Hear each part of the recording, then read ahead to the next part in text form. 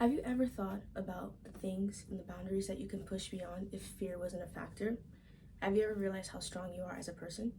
My name is Mariah Flores, and today I'm here to encourage you to do the things that you think you can't in the name of resilience, because you're more resilient than you can ever imagine. Pushing away fear in the name of resilience, just knowing that I can do this and that I'm strong enough to get this done, is the greatest superpower that I've ever unlocked and applied to my life. So I want you to think about a time that you didn't do something because you were afraid, and not completing that task was easier than to see what would happen had you done what you were supposed to do. And while you think about that, I'm going to explain how applying this philosophy to my life has changed my story in the course of what I would deem to be what I could do. My entire life, I've been a conversationalist, and I love speaking to people. And while I tend to be shy, I absolutely love learning about people because you can learn so much from a single conversation. And I believe that we don't talk to each other enough most of the time. And in many of my passing conversations, something that I bonded with a lot of people on is the fact that we all have regrets. And some of them are light and some of them are harder to deal with.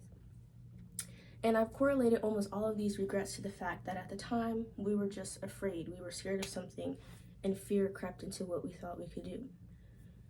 And I can 100% say that most of the regrets that I have, I would have been able to complete had I not been afraid. Fear itself can be such a poisonous emotion, and it's an emotion that no one is safe from. I've watched intelligent people fail at things that were second nature to them because an ounce of fear crept into their situation and they weren't able to complete the mission. And I've watched loved ones hesitate on doing something because they were afraid and the opportunity we missed. So seeing the regret that comes with failure and fear to complete a mission is what drove me to push myself for the very first time, even with such immense fear built up in my personhood, to, believe it or not, go to college. And not only did I go to college for the first time, I went to college in a country that wasn't my own. And at the time I was 18 with parents who were only 19 and 20 when they had me, and I felt this crazy pressure to attend college for them and myself.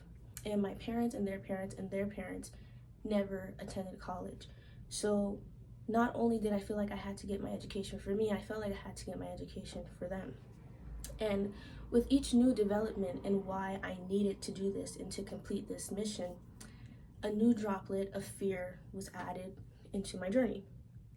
And it wasn't until the night before I embarked on my journey to Italy that I even contemplated not going.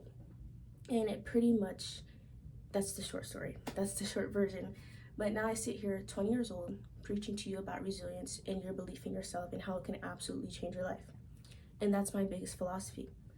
I moved to Italy. I blossomed as a person. I worked towards my education, and I made it home stronger than I was when I departed.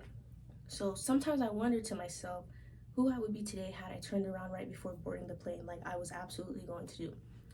And now I want you to think about the time that you were afraid and that you didn't complete the mission that you were sent on to do. And there's nothing that we can do about that. But the next time that does happen, I want you to think about that time. And I want you to think about me. And I want you to think about the fact that you are strength and you are resilient.